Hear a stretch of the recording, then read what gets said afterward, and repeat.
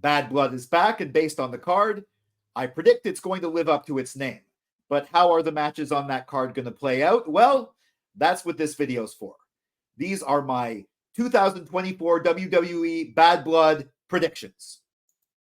Welcome to Silo Voice Wrestling on YouTube and the Silo Voice Wrestling podcast, wherever you get your podcasts. I'm Jason C. McLean. Make sure you like, share, subscribe, and ring that bell for notifications to get all my wrestling hot takes, cold takes, simmering takes, assorted thoughts on Raw and SmackDown, WWE Premium Live Event reviews. There'll be a review of Bad Blood coming up, wrestling opinion pieces, and of course, predictions. Now, I'm recording this Friday, October the 4th, 2024. So I've already seen the Go Home Raw, the Go Home SmackDown. It's probably not going to be a pre-show because it's in a different city, but the Go Home SmackDown's tonight. I don't think that's going to change the card that much. So we're basing it on what I know now.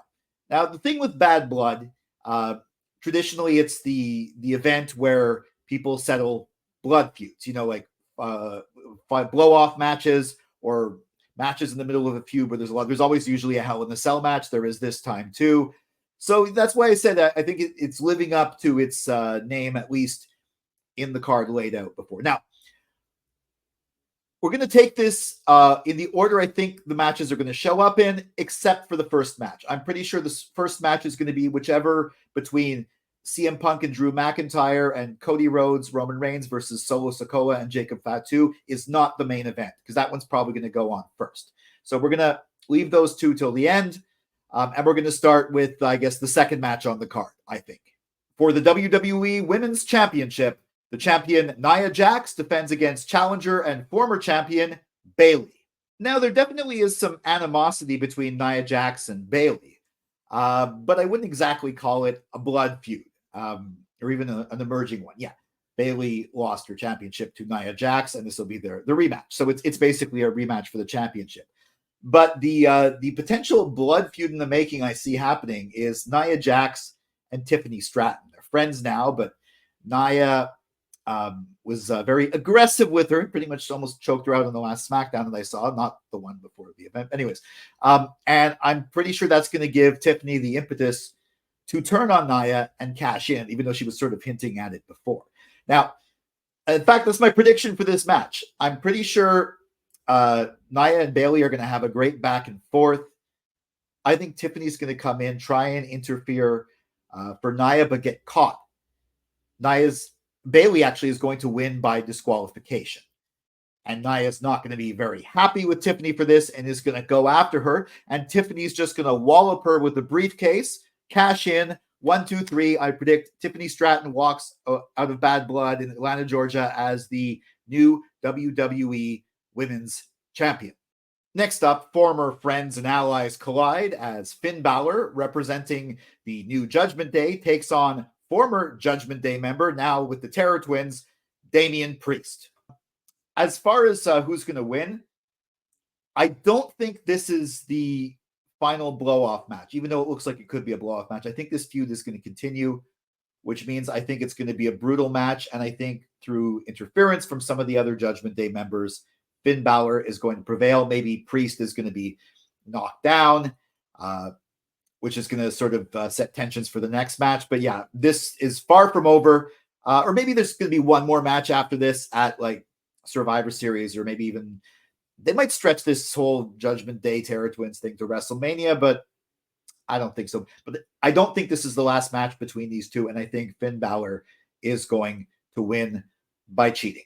Next up, for the Women's World Championship, the champion Liv Morgan defends against number one contender and former champion Rhea Ripley with Dirty Dominic Mysterio suspended above the ring in a shark cage. Who do I predict is going to win? The audience, because no matter who actually wins, we get Dirty Dominic Mysterio in a shark cage suspended above the ring. That's going to be hilarious. It's going to be funny. He doesn't want to go back to behind bars. There's so much stuff they could do with it. He could maybe try and drop something down. He's probably going to try and escape. I don't think he's going to escape. Because, okay, who do I think is going to win? I'm predicting Rhea Ripley wins back the Women's World Championship. Now, I don't think they're ready to end this feud. And logically, if Rhea wins the title back, they're going to end this feud. I think it's going to go on. I think it's going to show that Liv was only able to win or retain the title with Dom's help, and with Dom suspended above the ring, Rhea wins. But there's going to be something. Liv's going to get a rematch maybe at some point, and she can get the title back almost right away. And then I think maybe they might even extend this feud to WrestleMania, because this is such a good feud. It's kind of stretching it to put it that far, but I think they might. But I think in this case, to offset the Priest loss, Mommy's going to be the women's world champion once again, and then they're going to lower Dominic down. She's going to attack Dominic, and I don't know, Liv's going to do something dirty to set up the next chapter in this feud. But my prediction is Rhea Ripley walks out of Bad Blood, women's world champion. We have the undisputed WWE champion, the American Nightmare, Cody Rhodes, teaming with the former undisputed WWE Universal Champion, Roman Reigns, versus New Bloodline leader, Solo Sikoa, and New Bloodline member, Jacob Fatu. Now, despite the fact that Punk and Drew is feud of the year, quite possibly feud of the year, Bloodline is storyline of the last few years, and because of the caliber of the people involved, like Roman Reigns, Cody Rhodes, I'm pretty sure this is the match that's going to go on last. I think the real main event, though, is the other match, but this is the one that's going to go on last. As for what's going to happen, now, you kind of want Roman to get the pin on his first match back. So you kind of see him having to get the pin. You don't really want him pinning Jacob Fatu, because you don't want Jacob Fatu eating a pin at this point. He's still being pushed as this like unbeatable force. I guess that means Solo has to take a pin, but if that kind of almost spoils the next Solo Roman thing. And you don't want anyone really pinning Cody, because that person would be number one contender for the championship. We've already done that with Solo. I guess you could have Jacob pin Cody, but then I think we'd be doing Jacob Cody a little too early. No, I'm going to go out on a limb here. I think that Roman is going to eat a pin, but it's not because Cody messed up or he messed up. They're going to be doing a great job all around. I think he's going to end up eating a pin from maybe Solo, but the reason why is because there's going to be interference. Not Hikuleo, maybe he'll show up too. That's another rumored new member of the Bloodline. But I think we're going to get the return of the final boss, The Rock. He's going to come in. You know, he has an issue with Cody. Maybe he'll like go after Cody right away, but then he'll rock bottom Roman with the referee's back turn or the referee knocked out. If there's a ref bump, I know something like that's going to happen. And he's going to show that he truly is the final boss, not the tribal chief that's Solo, but the leader of Solo's faction of the Bloodline. As the final boss, he chose a different tribal chief to back.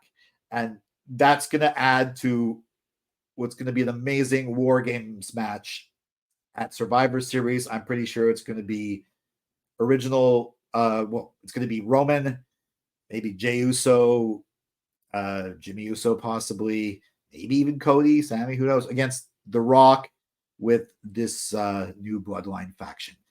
And it's going to set up like Rock and Cody, also Rock and Roman.